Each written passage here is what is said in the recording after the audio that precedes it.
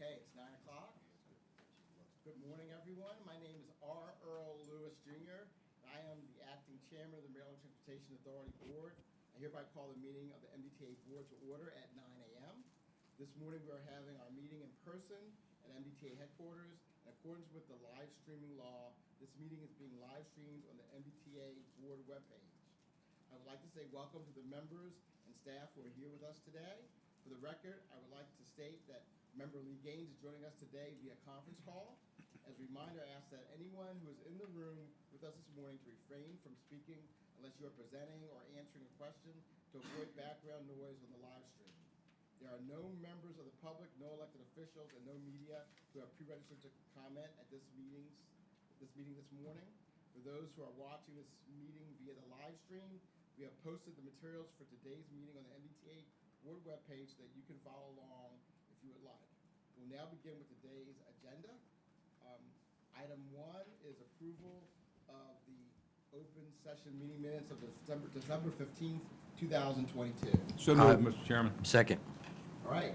All those in favor? Aye. All right, the ayes have it. Aye. Thank you. Good to hear you, Lee. The next item on the agenda is approval of the conveyance of a property at Kane Street. I believe John Whittemire is here to present on that. Good morning, members and chairman. For the record, my name is John Whittemire. I am the Real Estate Services Manager for MDTA. This morning, I seek your approval for the conveyance of a property located in Baltimore City at the interchange of I-95 and Eastern Avenue. In 2015, MDTA acquired this property from Baltimore City. At the time, both the city and MDTA incorrectly thought that the Canton Railroad Company, which was owned by the state of Maryland. That was incorrect. MDTA owns 100% of their stock in their parent company, the Canton Development Corporation. Recently, we had clarity to provide what our shareholder responsibilities were to the Canton Development Company. Those, as noted in the bylaws, MDTA's primary duty as the sole stockholder is to elect a board of directors. The Canton Development Company is not, however, a public corporation. Their ultimate use of the property would be for a rail yard that they operate as a for-profit business entity. On September 6th, MDTA Real Estate Services received a letter from the Maryland State Highway Administration Office of Real Estate, which is the Federal Highways Stewardship Liaison in Maryland. It provided guidance for us to convey the property to Canton Railroad at fair market value. We have recently had the property appraised, and the value was determined to be $344,000, which we will be offering to Canton Development Corporation, Canton Railroad. We plan on conveying the property of 7.8 acres plus or minus to Canton Railroad at fair market value. MDTA will retain a perpetual easement for a perpetual aerial easement for a pedestrian overpass from Kane Street to Quinton Street. Do I have any questions? Any questions of the board? I'll move for approval. All right, do I have a second? Second. Thank you. All right, all those in favor, say aye. Aye. Mr. Chairman. Aye. I think I should abstain on this. Okay. Thank you. Who seconded? Yes, Mr. Rosen. Okay, thank you. And Mr. Bill Cox abstained. All right. Next item on the agenda is item 3, approval of new section, which is section 200, the I-95 express toll lanes, ETLs northbound, and the I-695 ramps. First bullet item is to request approval of the updated toll proposal, and Deb Sharpless is going to speak on that. Good morning, Deb. Good morning. For the record, I'm Deb Sharpless, MDTA's Chief Financial Officer. Also with me today is Carl Chamberlain, MDTA's Project Manager. I'm going to present the first half of this item and then turn it over to Carl. The portion that I'm presenting is being presented as an abundance of care to make sure that we have clarity as to what our intent was, and my portion of the item, we're gonna seek approval on, whereas Carl's portion of this item is an update for you. So I'm gonna move to the board proposal. So first, I just spoke upon the agenda, the portion that, the total proposal. The introduction portion, this is page 2 of your materials. That portion recaps the December board meeting, with the ETLs. I won't recap that portion of it. The proposal piece that I want to address, again, this is an abundance of caution. And one of the messages that we conveyed is it's our intent and the proposal that you approved that the toll rate range mirrors the existing toll rate ranges. And we use the word mirrors over and over again. But when we looked at the materials a little bit, on the range, we didn't note minimum tolls. We have minimum tolls for Easy Pass, for pay-by-plate, and for video. So your materials now notes those minimum tolls. Also, it's our intent to give the 15% discount for early payment. That's the other portion that, was the intentions when we say mirror, because that's what exists today. And the last part of the update has to do with a diagram that you can find on page 3. We clarified some of the lines, the purple lines and the green lines, to make sure it's really clear the ramps for 695 and then north of Maryland 43 is where we're speaking for this toll rate range, because the toll rate range and everything the board's previously approved already applies to everything that's in green. And so again, my portion's here just for an abundance of caution to be able to make sure that, we're clear that when we say mirror, we mean mirror in every aspect, including minimum tolls and discounts that we provide for early payment. So I could ask for your approval of that clarification now, or Carl can do his update and then ask for the approval of my portion at the end. Let's have Carl do his update and we do approval at the end. Sounds good. So, as Deb mentioned, so the next page will just so to keep track, the next page is just that updated proposal. So nothing's different from the rates that are in the table. Really, it's just those bullets at the bottom that again help clarify, as Deb mentioned, the specifics of the proposal. All right, so I'm going to begin on page 5. Just for the record, again, I'm Carl Chamberlain, project manager in the Division of Planning Program Development here at MDTA, and I'm the project manager who's going to be leading the toll setting process. Many of you have been through the toll setting. Earl, you've been to some of these hearings with us in the past, so we look forward to going through it again. It gives us some time to spend some quality time outside of these board meetings. So. All right, so what I'm going to do is the things that we've provided here are essentially the public-facing boards. The material that we're going to be presenting is going to be available on the website. It's also going to be on boards at the hearings themselves, so people will be able to show up, look at the information on the board, ask us questions if they want to before the hearing starts or even during, to help inform the comments that they're going to provide. We also want to be specific in the boards, and I'll sort of point this out when we get to that point of what is actually under comment and what's sort of like context informational material. So again, so people are clear the exact part of the proposal that they're going to be commenting on. So I do have the boards here today. So I've got the boards, and I've also got an updated schedule to sort of just run through with you guys. So what I'm going to do for the boards is I'm not going to read through all the boards, but I'm just going to go through what's there.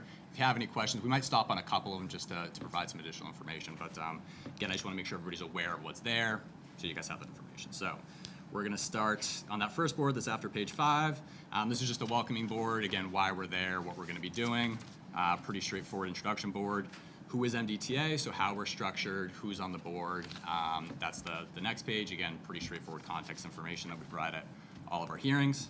We have the MDTA, a map of the MDTA facilities. Again, something that we provide anytime we do a meeting or a hearing, just so everybody understands the role that MDTA has in the transportation system. The next page is another context board. This is some specifics about the ETL program itself, what's being constructed, what are the limits, this type of information. Again, want to make sure people understand what's going to be built out there, and what it's going to look like in the future, and sort of what we're proposing to implement the toll rates on. The next page, this is a project benefits board. So basically going through, this has been a very successful program in the past, remind people of all the benefits of the ETL program, and make sure that, again, the public understands, why we think this is an important program and why we think it's an important one to continue moving forward. Will wanted to just mention a couple things about this. Yeah, I'd ask Carl to let me jump on this slide for a second. Just some things that I'm really proud of already that we've accomplished with the program. As everybody knows, our express toll lanes in the existing segment, the general purpose lanes remain free. We do the maintenance in that section using our system-wide tolling, and that provides equity to our customers to have a choice to either use the ETLs or the general purpose lanes.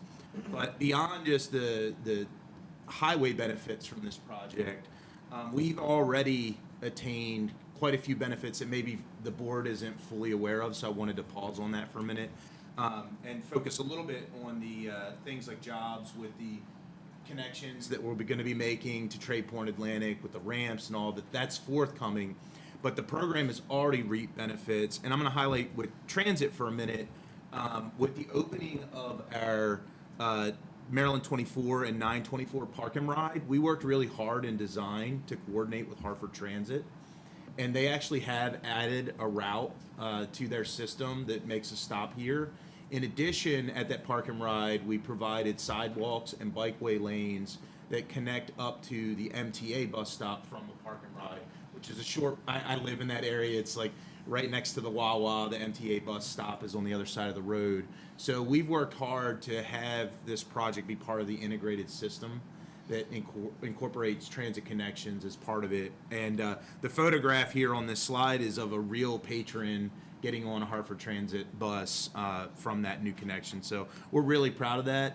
A number of tour buses have also provided this location as a connection point to go up to New York, Atlantic City, and I believe there's even options to go to Ocean City, Maryland. So some really good bus service connections that have been provided through the ETL program that maybe might not be intuitive for those who aren't fully aware of all of the work that we're doing there, but there's a lot of benefits coming out of the program that we worked really hard to bring to our customers. So just wanted to highlight that for a minute.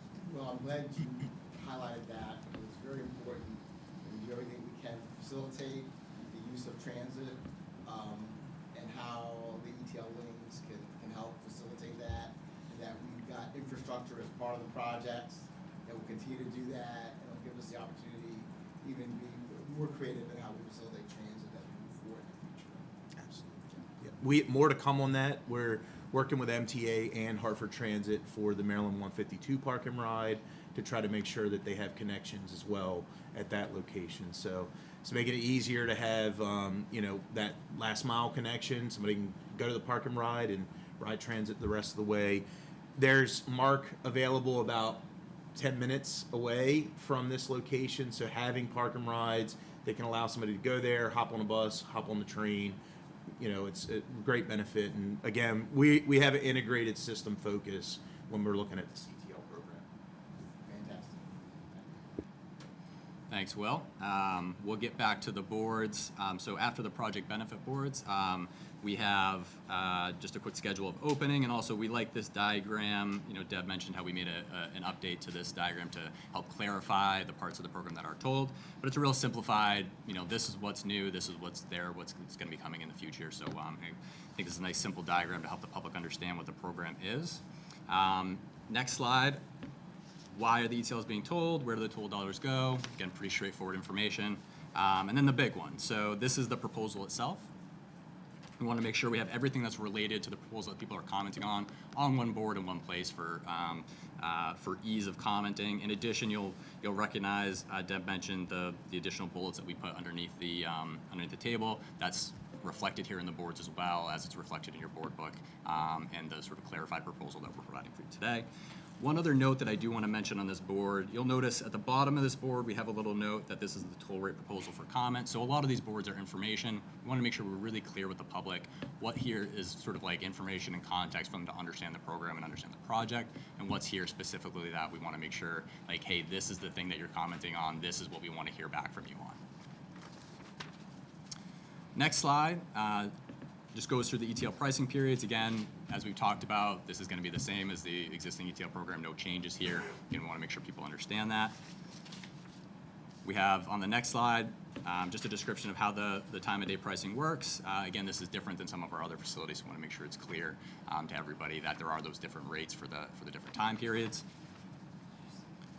The next slide, thought it'd be nice to provide a couple just examples. We created a couple scenarios of different trips that people might take, so people could see, how those rates add up. If they take it at different times, or they take it, with different axles and things like that. So again, just a quick sample of what the rates might look like for somebody that's actually driving the facility. The next page, how to pay, directly from our website. So this is all the different ways that you can pay. This again applies to all of our facilities, but it's going to also apply moving forward on the ETL program as well. Next slide, a summary. So just a quick breakdown of summary of everything that we provided within the proposal. A schedule. We direct people to where we are in the current schedule, and we run it all the way out until when it's actually the program's going to be open, not just a schedule for the toll rate setting process itself, but where the toll rate setting process fits into the overall ETL schedule. The next page, how to comment. So I'll take a couple seconds on this slide. One of our goals here is to make sure we provide as many different avenues and methods for people to comment on these proposals as we possibly can. So, so one of the ways that they can do that is they can show up at the public hearings themselves. They can provide public testimony. They don't want to get up in front of the full board, but they still want to provide an oral testimony. They can do that privately at the hearings as well. Something we always provide for people to make it comfortable and easy for them to provide an oral comment if they want to. We're going to have comment cards at the locations. If they don't want to get up and talk into the microphone, they can still scribble their notes down, provide a comment in writing, hand it to us that day. They can even take it home with them, mail it back to us. There's going to be that same exact comment form online. So this is probably the easiest way for people to comment. You're on your phone, you're on your computer, you just click on it, the form will pop up, put in your information, submit it. And I already mentioned that you can take the comment card back with you. It'll also just be online. If the easiest way is to do it online and just fill out the forms online, but you can even just print it. There'll be a form online you can print, mail back if you want to. Again, we want to make sure that we provide as many different avenues and methods for people to comment as they possibly can, because these comments are important to us. We want to make sure we hear from people anytime we do a proposal like this. It is very important to us. And of course, we consider all comments equally. That's also important to us, whether you submit a comment card in person, whether you do oral testimony, or whether you present it or provide it to us online. We want to make sure people understand that every comment that we get, we consider equally when we present that information to the board. I think this is the last slide, Title VI compliance. So this is a board that we include with every public hearing, every public meeting, everything that we do. We provide this information to the public. In addition, there is a Title VI comment form. So if people want to comment specifically on how the meetings run, how we set it up, or the information on this board from a Title VI compliance standpoint, they're allowed to do that. They can provide that comment form back to us at the meeting. They can send it back to us. Again, this is sort of like a parallel thing, but again, we want to make sure people always have an opportunity to comment on the Title VI implications of the meeting. Okay, so that's all the boards. Maybe I'll just stop for a second, ask any questions before I move on to the schedule. Yes? Carl, the toll cost scenarios that you provided, Sure. if I'm reading those correctly, those are the likely most expensive trips, right? 'Cause they're off their peak trips? They are peak, yeah. Okay. Yeah, correct. I would just maybe comment that as we think through how we present the information going forward, that we highlight that. I think that's an incredibly important point to make sure that general public understands, because those are not, those rates are very reasonable for peak travel. Excellent. I think that's a great comment. I really appreciate that, yeah. Actually, so I agree. I think it's a great comment. Perhaps we show what the examples of non-peak, and so we show the bands. Here's the lowest, here's the highest, under the same scenarios. Yeah, I think we have an opportunity. We could certainly update these and provide some additional information. I think it's certainly pertinent. I think it's a really good observation.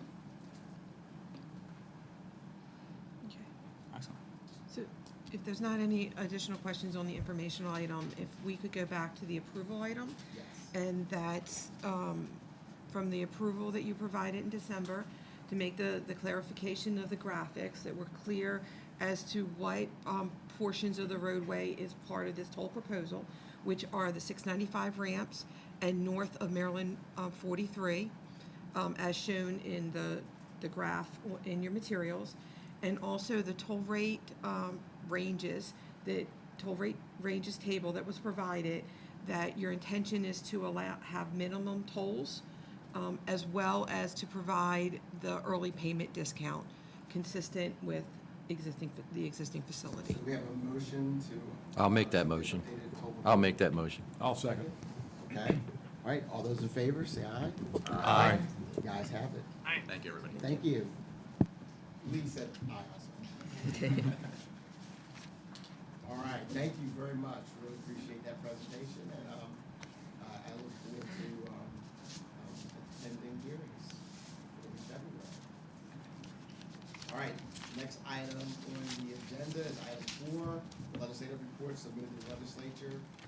Mary O'Keefe will go first with SB 59, and then Deb Sharpless will talk about the JCR report on toll inaccuracy. Well, good morning. For the record, I'm Mary O'Keefe, Chief of Staff here at MDTA, and I'll be giving you an update on one of the legislative reports that we were required to submit to the legislature. Senate bill from the 2022 legislative session was signed into law on May 16, 2022. The legislation required the MDTA to reimburse any civil penalty paid in error under the Customer Assistance Plan and to report to the legislature on or before December 1st on the number of individuals who paid a civil penalty in error under the Customer Assistance Plan that was approved by this board in February. And what notification of reimbursement eligibility and reimbursement was provided to the individuals who paid a civil penalty in error under the plan. So as we all know, on the February meeting, the board approved a temporary customer assistance plan that included a civil penalty waiver grace period to waive corresponding civil penalties for customers that paid their civil penalties in full by 11:59 p.m. on November 30th. The board subsequently extended that to December 14th, 2022 at 11:59. The plan was not retroactive to civil penalties already appropriately paid prior to the effective date. Update as of January 17th, 2023, $182 million in civil penalties had been waived for approximately 837,000 drivers and businesses that paid their outstanding video tolls.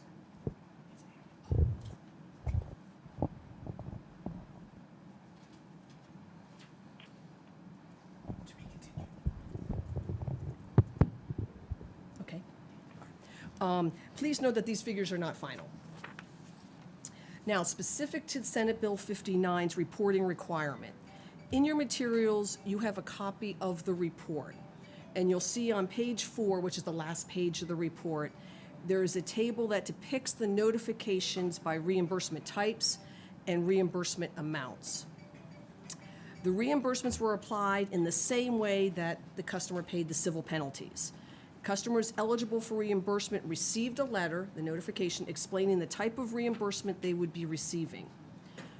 Full reimbursements were provided to customers who paid a civil penalty and who had no other outstanding toll debt owed to the MDTA. Partial reimbursements were provided to customers who had an outstanding toll debt owed to the MDTA. So the report has data as of September 27th, 2022.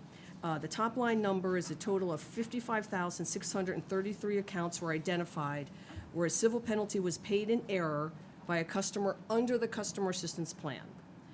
Please note that in order to meet the required due date to the legislature, data beyond September 27th, we are going to go back and perform any residuals. It was not included in the final report because we had to have a reporting deadline.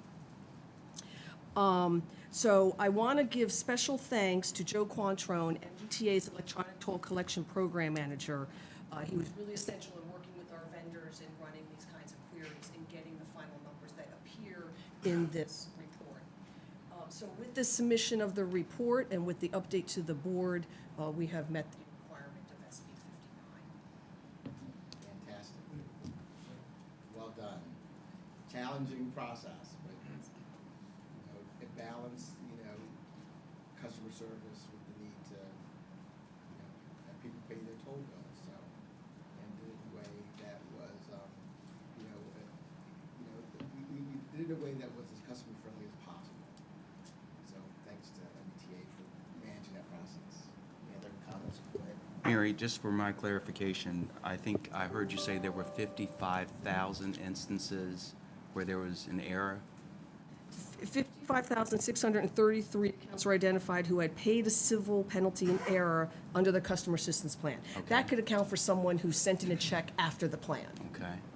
Yeah, And- just to be clear, that is the predominant case where it's the customer's error here where they paid a civil penalty that they should not have because we were waiving Even- civil penalties. got you. Okay? Okay. Just to be clear, this isn't like a system issue or anything like that. So that's just so I'm clear, Will, that's a customer who did the right thing, although the waiver period was in existence, so, Right.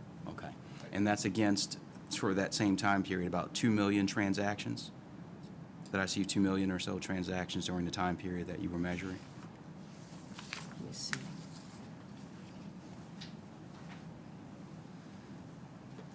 I don't see that. recall Okay. having the transaction count to be candid. This, Sorry, I This thought I is, saw a transaction count of about 2 million somewhere buried in those. Oh, numbers are you talking about, The customer, give me 1 second. It is the 2 million trips was for 2 million the trips. accuracy JCR report. Okay. That's the next report that we're gonna present. there. A little ahead of my skis, I'm sorry. Thank you. 2 million? I was lost there. I was thinking, I was going to just say, if it's 55,000 against 2 million, that's an error rate of 2%, which is incredibly, that's really, really good. So just one question, so I know the numbers aren't final, so under the video toll, so there were 3,559 reimbursement type, but $0 for reimbursement amount. So on the chart on the final page. Right, so there are customers, as we mentioned, we would give full reimbursement or partial reimbursement depending on their outstanding debt. So there's a case here where a customer has a number of additional outstanding video tolls. So in the overpayment that they made on a civil penalty that was technically waived, we applied that to their outstanding video tolls. And so there was no reimbursement to them. No reimbursement via a check, but reimbursement through applying that credit to other amounts that's owed to the state. Which is a consistent practice with the state, that the state doesn't pay an individual when they, or a company, when that individual or company owes the state for other monies.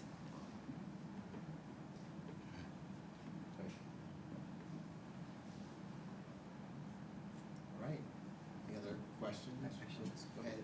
Do have a quick question. Now that it's been filed with them, do we expect feedback from them, or have we received feedback? I have not received feedback through my office or government relations. However, we do go up for our annual budget hearings, and this may be something that comes up when we're sitting before them. Gotcha.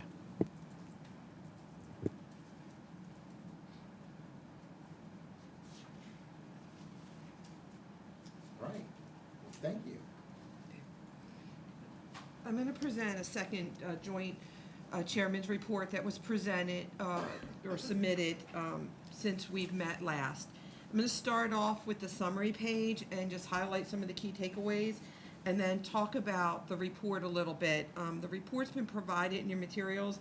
We fully recognize how substantial in size this report is. We to try to manage some of the volume, but when you talk about, remember Carol a second ago, about 2.4 million transactions during a 1 week time period, because that was the study focus time period. We broke it down into like a main body of the report and then appendix, trying to manage the size. But the task that we were asked to report on, started off with a very large volume of trips, and that led to the size of the report. So starting with key takeaways. The first thing is, during our study period, we found that the tolling system equipment is performing accurately and within industry standards. Second, the third generation tolling system properly classified vehicles and therefore imposed the correct toll amount. Third, the toll system consistently detected and read transponder when a transponder was present in the vehicle, properly mounted, and with an active transponder battery. And lastly, the toll system accurately translated license plate images and reports the correct vehicle information to the back office. So now, next in your summary memo is the summary. The italic size text describes the purpose of the report, and in which we were asked to review the accuracy of our tolling equipment for a 1 week time study period. So moving down to the report itself. One second. I'm going to start on, make sure everything's numbered for you. It's page 4 of the report. Page number can be found in the middle bottom of the page. And this starting point has to do with, on rare occasions, very rare occasions, errors can occur. We talked before about, we've got all weather happening, vehicles traveling, excessive speeds, changing lanes, and multiple transponders in vehicles. It's a very dynamic moving system. So there are very rare occasions that an error can occur. And so when that happens, what's the areas that an error is most likely to occur?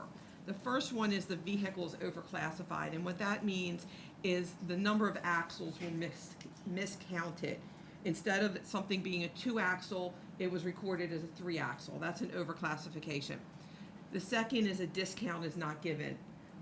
This is where reading the transponder is critical, and we try to educate customers on a regular basis the importance of having the transponder in the vehicle and properly mounted, because without that, they will not receive discounts. The transponder must be detected in order to receive many of the discounts that we offer. The next, we looked to make sure that no transaction or toll was processed twice or split into 2 transactions. Split trips is relevant for the ICC because of minimum tolls. And the last thing is we looked and made sure customers were not incorrectly charged. In other words, we charged the wrong customer.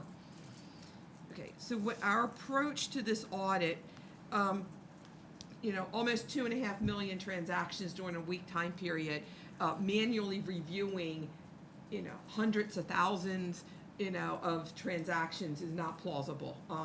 And so therefore we have to rely on trends and analytics, and then when that data suggests so, then we dive deeper and we look at actual transactions. And that's the approach that we took for this report. Now, the study period was September 22nd to 28th. And then on slide 5, you see specifics about the 2.4 million. How many were Easy Pass, pay-by-plate, and video, and you see the various classifications. That is just as background information. So when we start off, the results start off on page 6, and that's with vehicle classification. And we start off with the ICC.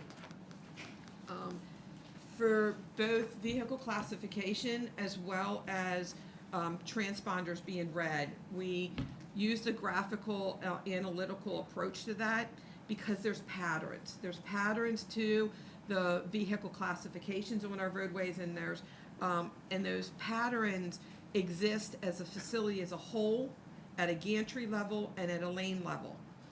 And so on the ICC, that's the first graphs that you see that little bump up for 2-axle vehicles on the weekends. And then we're consistent again, that's the weekdays, and we see a little bump on the weekends and we're consistent. Well, you think about, weekends, you have less commercial traffic on the roadway. But the degree in which we have less commercial isn't as pronounced on the ICC as it is on roadways such as the Key Bridge, which is very close to the port. So when presenting this information, even though the study period was for 1 week, we expanded the study period to bookend it a week before and a week after to be able to see the pattern. And that's what you see on pages 6 down to, I'm sorry, I'm scrolling myself, 6 down through 15. If you go to the appendix section for that, you will see the same information, but it's at a gantry or a lane level. And when you look at it there, we'll take Fort McHenry Tunnel, for example. We aligned the graphs by lanes. So northbound, far right, southbound, far right. You have more truck volumes there. And we moved our way in to the far left lanes. And you can see how the commercial traffic declines as we move to the left. And that's our experience that we see when we drive as well. Now, sometimes construction and sometimes close proximity of a ramp to the tolling point can influence that slightly, but the pattern holds true. In some cases, our pattern was broken. And in that case, we took a sample of transactions. We said, what are all transactions that occurred in this lane in which that pattern was broken? And for classifications, we took a sample of 3 or more axles, pulled the image, reviewed the image, and determined if it was classified correctly. The only case that we had that is a potential underclassification for 2 vehicles. Both were on the Bay Bridge. One was a pickup truck towing an empty trailer that's about 13, maybe 15 foot. And a lot of boaters in our area, we know that empty small trailers like that bounce a lot.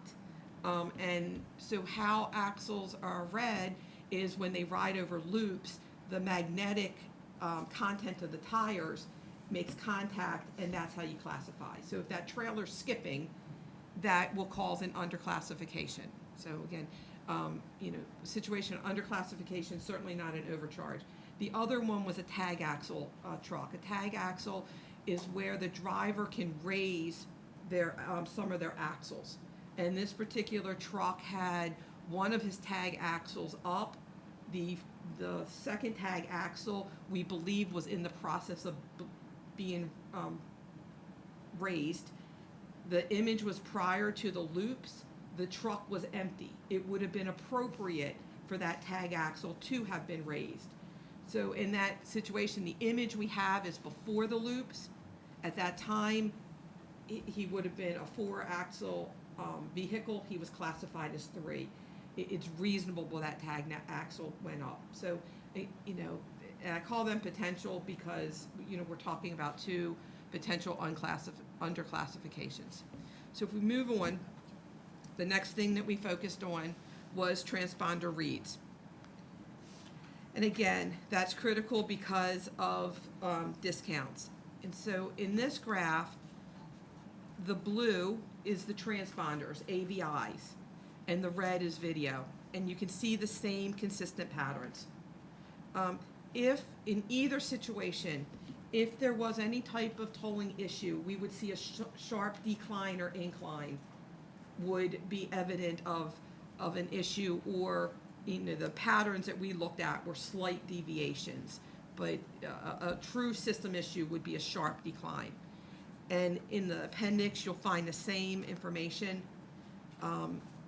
Now, we took this test a step further. We looked at reads from on a analytical perspective. We also took a sample of eye tolls. And an I-toll is an Easy Pass customer who transponder was not read at the time of the transaction. And we posted transaction to their account. If they were a commuter and a commuter plan, they did not receive the commuter discount. If they are a Maryland, well, they would be a Maryland Easy Pass customer, they would not receive the Maryland Easy Pass rate for the legacy facilities when that transponder is not read. So this begins on page 26. Can I pause you there for 1 second? I just want to clarify a point, because we sometimes get the question from customers as to why they can't receive the commuter plan discount while not having a transponder mounted. In our plans, a customer is allowed to have a single transponder that they would mount in one car. You know, my wife and I, we own a little SUV and a minivan. And she can take her transponder and put it in our minivan, and then the next day I gotta do something in the vehicle, we swap it over. So as long as she can use that same transponder in more than one vehicle and still have those trips counted towards her commuter plan. But what can't happen is I drive to work with a license plate and she drives to work with a license plate, and both of us get counted as a single customer with each of our separate trips added towards a single commuter plan. And we cannot tell if a person is an individual commuter counting towards their discount plan if they don't have their transponder mounted. And that's why you must have your transponder mounted in order for it to be counted towards the discount plan. So I just wanted to make that point clear. And with the Maryland Easy Pass, you know, we tried to take savings. The most efficient, cost-effective way to collect tolls is when your transponder reads.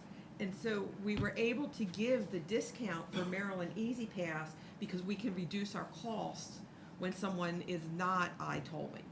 And so that's how we were able to give that lower toll. So moving back to your materials, on page 26, as much as we don't like it, we gave you some examples of waiving in the report, people that waive their transponders. It's a reoccurring event that happens all the time. And when we look down at the results of the test that we did, we manually reviewed, I want to get my count right, 140 trips that we selected, and 59% of the time, a transponder was not visible in the vehicle at all. We could not see a transponder anywhere in the vehicle. Another 9% of the time, they were not mounted. They were laying on the desk. They were being waved. We could see it, but they were not mounted. Then next, we had 39, I'm sorry, let me get my percentages. I was doing 28% of an inactive account. The customer's account was inactive at the time they drove, but active at the time we processed the transaction. So we know that that's the customer's intent, but because they made their account active, so therefore we post the transaction on their account. But at the time they traveled, their account was not active. And then we had just under 3% where we had inoperable batteries with the transponders, and one case in which we could not clearly identify the reason that the transponder did not read. So collectively, between the analytics and this additional manual review, we can conclude with high confidence that our tolling equipment reads transponders when they are properly mounted. Just a point of information, what is a typical life within a variance of the batteries in the transponder? Normally, we get every bit of 10 years. They're under warranty for 10 years. So I think a lot of times when you think about warranties, right, warranties are usually assured to last at least that long, if not longer. But Do we not notify customers when we're approaching that warranty to exchange out their transponders? we do a couple things. Will, do you want me to address or yourself? You can take credit Okay. first if you want. Okay. We'll send customers notices. If someone's I-tolling on a regular basis, we'll send them a letter to let them know that. And in the past, we've had transponder replacement programs, which we have been planning for. We're trying to work out the details. That needs to be a very coordinated effort, partly because of the discount plans. That if we're swapping out someone's transponder and giving them a new one, we want to make sure that they make that switch, and it has to be very coordinated with the customer. So we're in the planning process to replace transponders that are older than 10 years old. A couple more points just to add to that. Customers can come into our customer service centers, and we have advertised this quite a bit on social media that we have a machine in our centers that can actually test to see if the transponder is still active, if they want to choose to do that. But as Deb mentioned, we are proactively alerting customers if we think they may have an issue. The other point I just wanted to take a minute to talk about was the difference between an active and an inactive account. Per the EasyPass terms and conditions, we require that customers maintain a prepaid balance. That's one of the key features of EasyPass. And when I say prepaid balance, that means if you go less than $0 and you have a negative account or insufficient funds, we actually switch that account to an active. And there's a lot of reasons why we do that, but one of the key reasons is that as part of our interagency agreement with all of the other states that use EasyPass, we have to, when we send them that toll, right, if their customer comes on our facility and we send it for that account that they maintain, they have to pay us if they say that customer is in good standing. And so because of the way the payments work and the fact that we honor these tolls, we have to ensure that customers have a positive balance on their account. And it's related to our multi-state agreement. So there are customers that elect, our system does allow customers to not have an auto replenishment established. They can do a manual replenishment. But the risk with a manual replenishment is, I was cooking dinner and I was going to go add money and I forgot, and then I drove to work 3 more times and I went negative. Every time that they're negative, their account is considered inactive. At which point, this is the volume that Deb is talking about, that the reads are not counted towards their EasyPass plan, and we are reading their license plate instead because that account is inactive. So we encourage everyone to establish an auto replenishment. We give options with both a credit card, or they can have an auto replenishment with linking their bank account. Lots of options there, but it's really critical to maintain a positive balance. We get a lot of questions about this. We're not doing this because, again, we want to make it difficult for customers. That many customers will get close to that 0 and add money, and they know how to do this and they handle it very well. But it's really the issue here is when customers allow their account to have periods where they're going from negative to positive routinely and become inactive, where this becomes an issue. Maximize your ability to minimize your total costs by having auto replenishment. So Correct. you don't run out of funds and you have to pay the higher toll. And the concept that Will is talking about, we call it the toll guarantee. That if another state says that an account is active, they pay us whether that customer has money on their account or not. And the same is true for us. If we say that tag is active, then it doesn't matter if they're negative or not. We owe the other state that money, and so that's what we call it. It's a guarantee in the toll. Okay, so almost finished, I promise. Page 27. It's where we looked at duplicates and duplicate split trips. Very challenging. We have multiple filters built in the system, and so in the report we highlight some of the roadside filters and some of the back office filters. And then also, as part of the study, we had a query that's part of our back office stored procedures reran to identify, are there any duplicates? And the result of the query was there are no duplicates, there are no split trips identified. And the last thing had to do with the correct customer. And in the materials, when we take a license plate, we're capturing a few things. First, what's the origin? What state did that plate come from? Second, what are the data characters? And third, what is the plate type?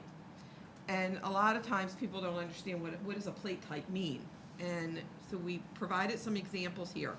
The first three examples, A, B, and C, these are all Maryland plates. And as you can see, the characters can be the same, the origin's the same, but the plate type is different. One's an Afghanistan campaign, one's an Air Force cross plate. And so when reading plates, we have to get all three elements correct, or there's the potential to incorrectly charge the plate. If I was an Afghanistan campaign plate and Will was an Air Force cross plate and we were both 00000, then he would get my toll. That's the criticality of the plate types and getting it right. Now, we've got a 600-page document that CAPS uses to keep track of all of this. And it gets more complicated for other states. License plate D and E, they are both North Carolina plates. They are both Lions Club. The plate type is both Lions Club. But we need to read the characters different. First flight plates, the characters is 0, 1, 2, 3. First of Freedom, the characters are 000 LC. You read the LC. Every state has different rules for every plate type. So every once in a while, you will hear a case where someone will say, I got an invoice and that's not my vehicle.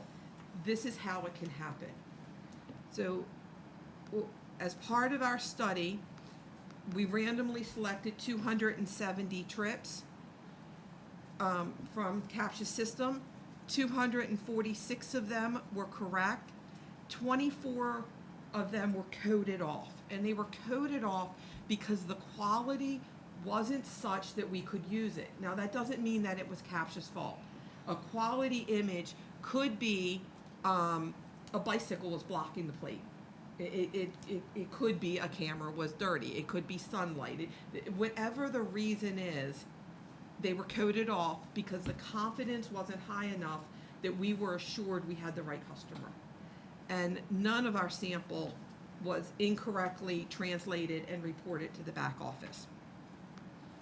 So that's the essence of what we did in order to study the accuracy of our toll system when considering the volume of transactions that we have, on a weekly basis. A very detailed report. Any questions? Mr. Chairman, I have Yes. a question. I guess in the past, as a Easy Pass user, it seems to me that I would go through the toll booth, and if my card was, or my transponder was low, there would be a light or something that would go on. Is that possible? Is that correct? And so, I guess indicating that I'm running low on my amount of trips or whatever, or on my card, on my transponder. Is there any technology that we have in place that could do that electronically, notify the customer? Because I think the issue is they have $80 on their card, and then it gets up there, and then they don't utilize that whole $80, but they lose the $50 of that or something. You know what I mean? It goes. So I just was wondering if there's any technology that we have that can alert them of that status of being low. So Member Von Paris, you're referring to Thank you. feedback displays that we had at the toll plazas. And with AET, this has been a challenge, and we've identified two solutions that we are in the process of implementing. The first one is what's a feedback transponder, and it's an option that we'll give to customers. And the transponder looks very much like the transponder they have today, and it will it'll have an audible sound to it that, very light, pleasant sound, everything's fine, slightly higher, when it's your low balance, slightly higher, where you can just distinguish the difference. That is one option. The other option that we're going to provide customers is we're forthcoming with a mobile app. And customers can opt for a push message that they receive from us, letting them know that, you know, your transponder was read and your account is in active status, or your transaction was read and your account balance is low. So basically, those same three messages that customers would receive when they drove through a lane, they can choose to either have it through their transponder or through these push notifications. That's the solution that we identified. It's been trying to be a very careful balance because we don't want to distract customers. And also, you have to keep customers' toll information confidential, you know, so that only the customer is aware of the status of their account. Yeah, and just to be clear, those are future initiatives. However, our system today does have an alerts mechanism, both on the web page. If a customer logs into their account, it's kind of like a tag at the top. If any of you have logged in recently, that lets you know that you have a negative status if you have insufficient funds. And also, if they provide us an email, we will also send them a notice directly that they have a negative balance. In addition to that, during the customer assistance plan, we ran a query of every customer who had outstanding video tolls because of their negative status, and even ran a separate query and sent notices to customers who were in good standing today, but at one point were in insufficient funds status, inactive account status, and had generated video tolls because of that.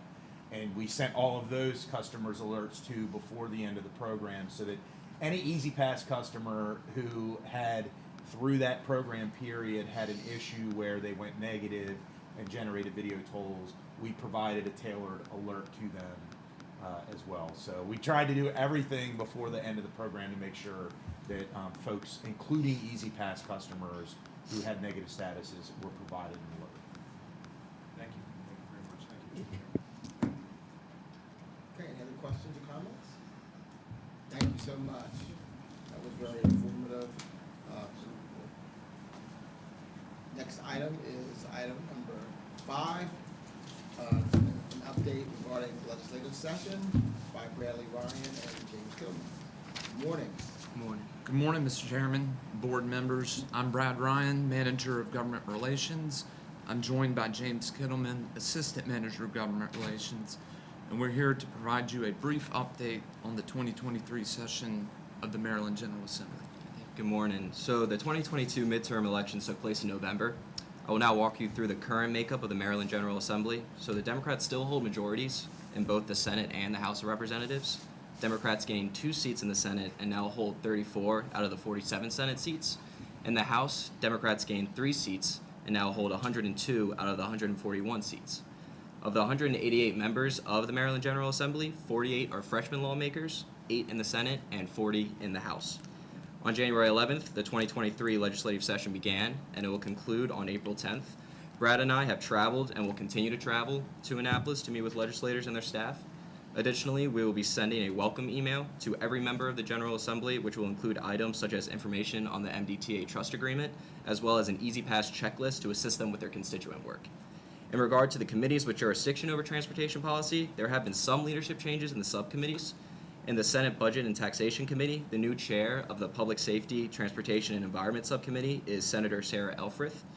In the House Environment and Transportation Committee, the new chair of the Motor Vehicle and Transportation Subcommittee is Delegate Sarah Love.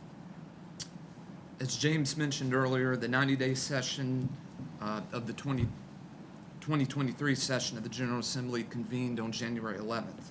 As of today, there's one bill that specifically impacts MDTA, House Bill 74, the Maryland Rail Investment Act, which was introduced by Delegate Corman. Among other things, this legislation would create a new Maryland Rail Authority responsible for the supervision, financing, construction, operation, maintenance, and repair of railroad facilities projects, alter the membership of the MDTA board to include the executive director of the rail authority, prohibit the MDTA from passing a budget that exceeds $2.8 billion, require the MDTA to obtain the consent of the rail authority before issuing certain bonds, require the MDTA to determine the optimal tolling rate for certain transportation facilities projects and to set certain tolling rates with public hearings, establish the Rail Authority Fund and require that certain funds and revenues be transferred from the MDTA to the Rail Authority Fund, authorize the MDTA police to exercise the powers granted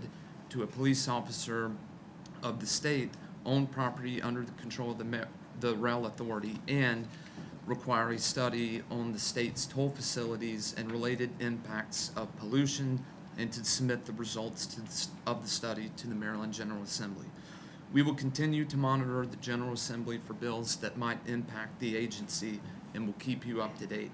And will work with our MDOT colleagues to monitor bills that impact multiple TBUs and other state agencies. We will also work as partners with legislators. As James mentioned, we have been meeting with members of the General Assembly and their staff, and will continue to keep our communications open by continuing to meet with General Assembly members and staff and sending important MDTA updates and advisories out to the Maryland General Assembly and other elected officials. I think Board Member Cox has a question. Oh, I'm Yeah, sorry, sir. No problem, Bradley. Who introduced the bill that you're talking? first off? Delegate Corman. From where? Montgomery County. Okay. Yes, sir.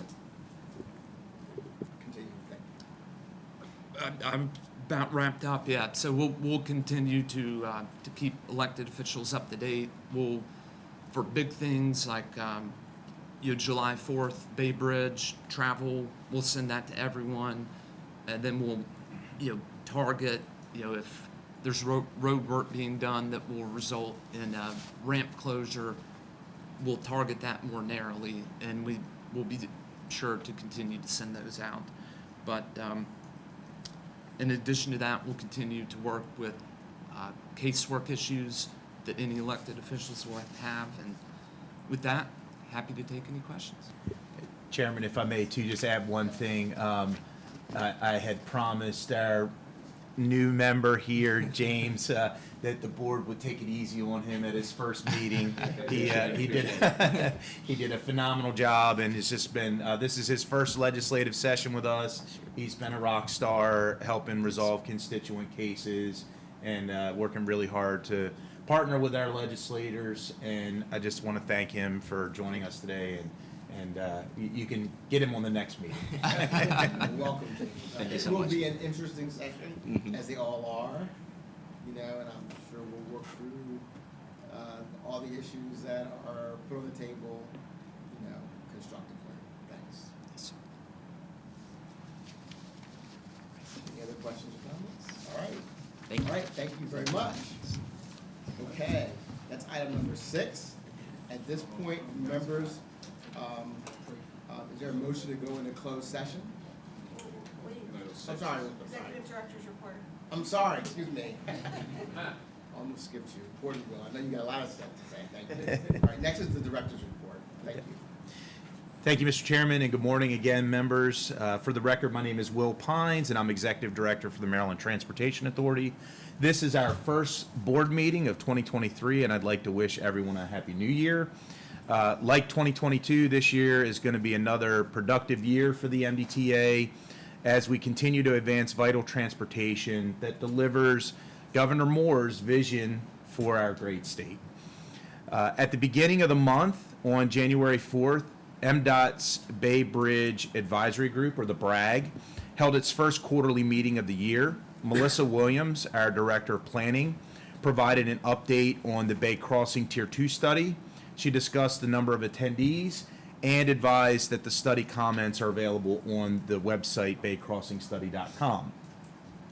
Our Bay Bridge Facility Administrator, Richard, updated the BRAG members about the Bay Bridge Run, which took place in November. He stated there were 16,000 registrants, and the entry was capped at 16,000.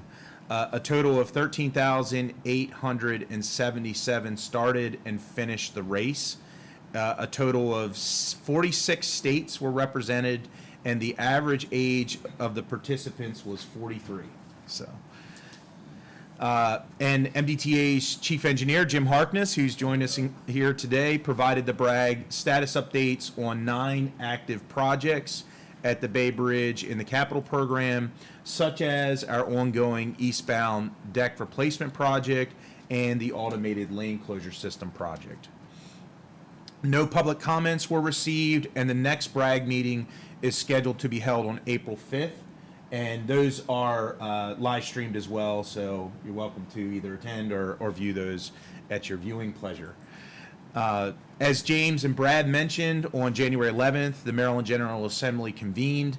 Like last year, I'm looking forward to engaging and partnering with new and returning legislators, answering any questions they may have, and sharing with them MDTA's great work and extolling the benefits of having a Maryland Easy Pass.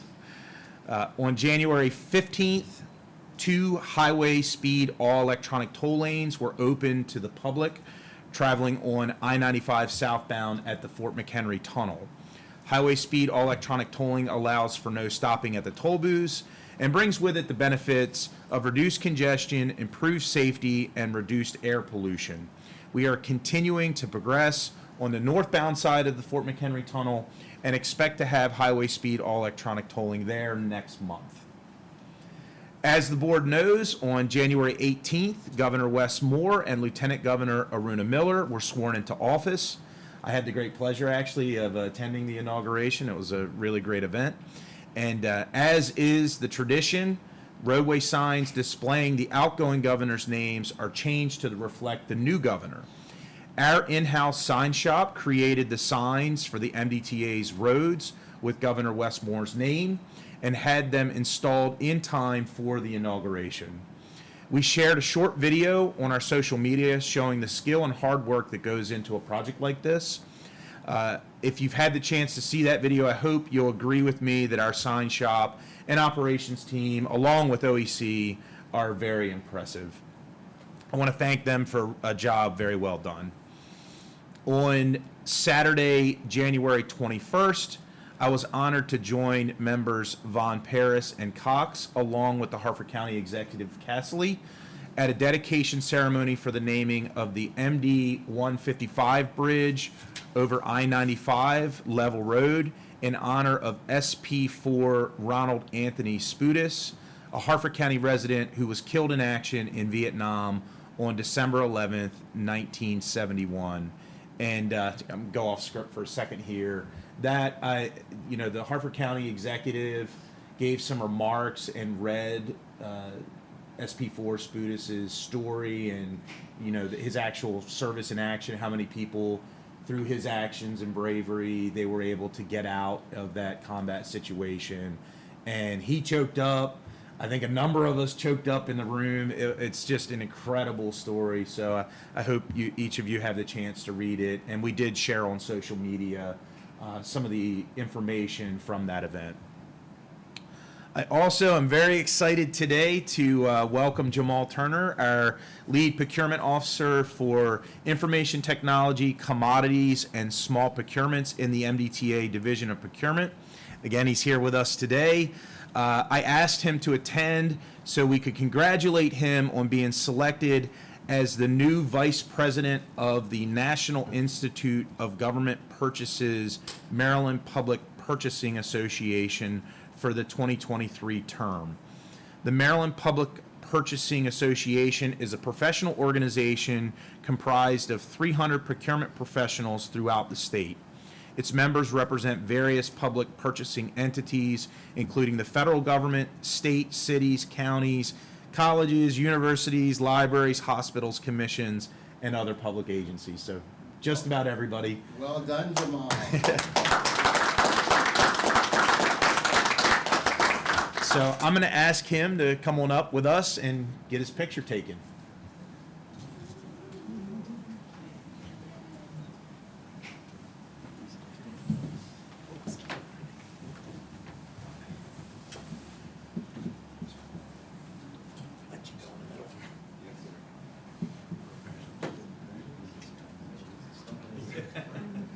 makes me look like a midget.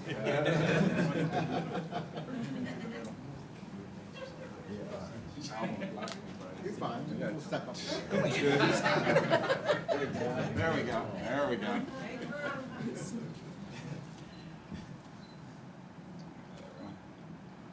take another one just like that? Hold on. Thank you very much. Congratulations. I remember when I was 25 years old, I got elected to be like president of like Westinghouse Distributed Processing Facility Group. This is like a long time ago, late 80s. So those early leadership roles really helped you out. Just having the experience. Well done. Thank you.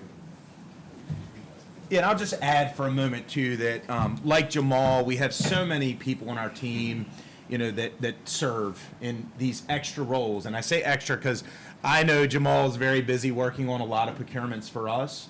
And so a lot of these activities involve nights, weekends, hours, trying to make sure that you can grow in your career, both within MDTA, but also contributing to the larger public sector. Jim Harkness is on NUTCD. Our colonel is involved in nearly everything highway safety related in Maryland. And we just have I could probably go around the room and highlight how many people that we have on our team that give of their time to serve our state. And Jamal's, we're here to recognize him today for that type of giving of himself to public service. So Having thank those you. experiences, those additional leadership roles make a difference. So, all right, I'm getting to an end here.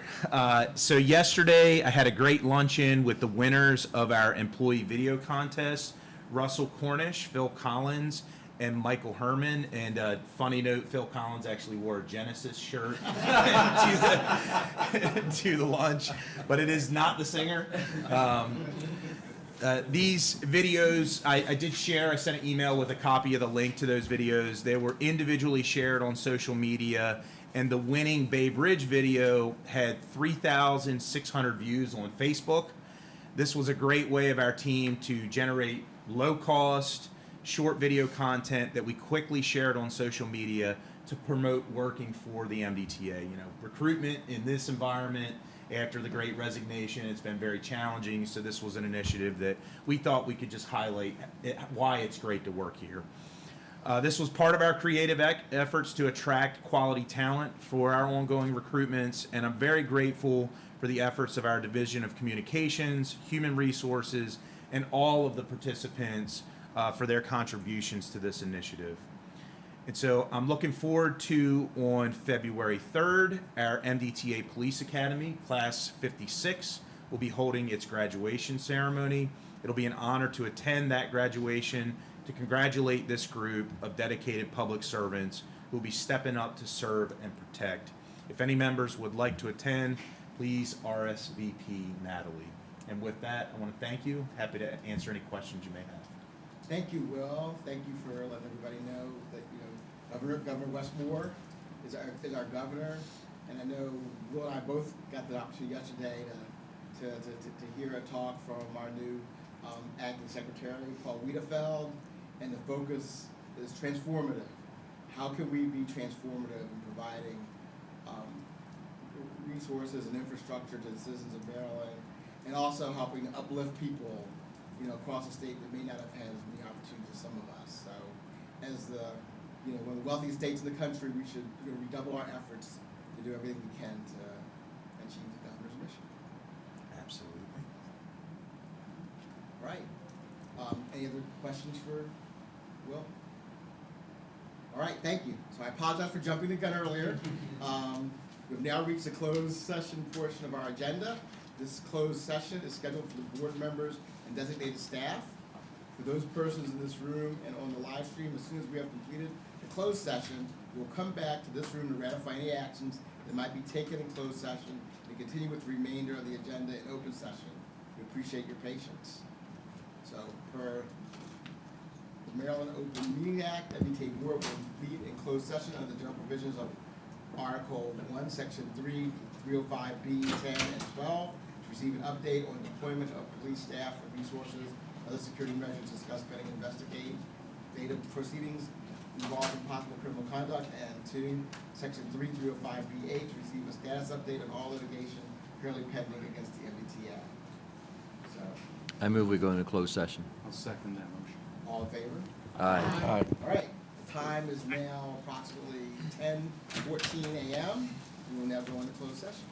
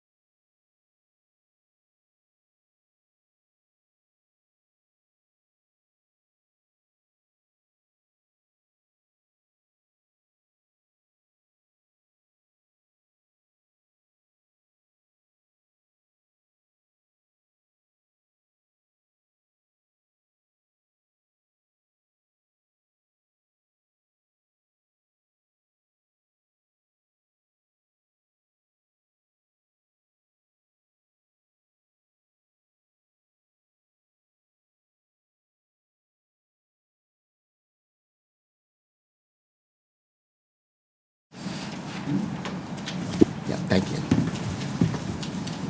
Good morning. The time is now 10:54 a.m. and the board has completed its closed session. There were no actions taken in closed session that require ratification.